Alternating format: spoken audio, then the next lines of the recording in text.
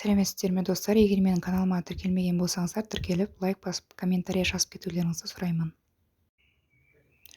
Бүгін сіздерге жасалу жолы өте оңай әрі жылдам жасалатын тамақ күріш пен подливаны жасап көрсететін боламын.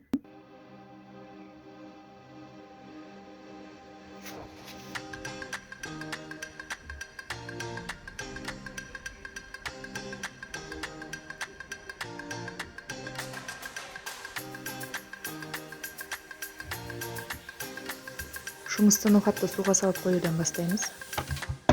Ал кеттік, бисмилля деп етімізді аламызда осылай жұқалап бөліктерге бөліп бастаймыз.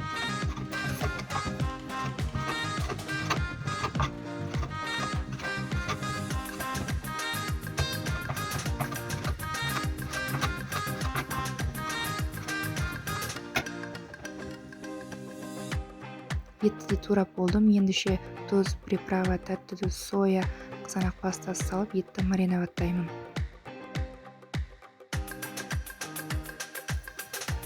Мариноватталған етті қуыруды бастаймын.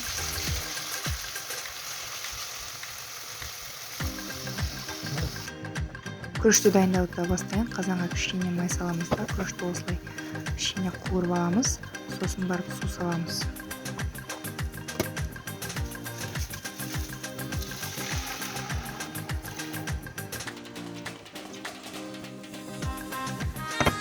Күріш қайнап суы тартылғанша мына жақта пияздарымызды турап тұрамыз.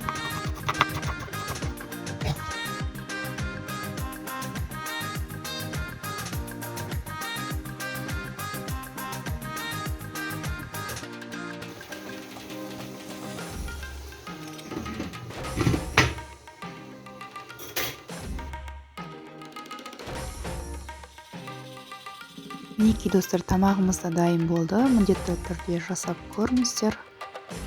Сіздермен болған Альбина, ас болсын.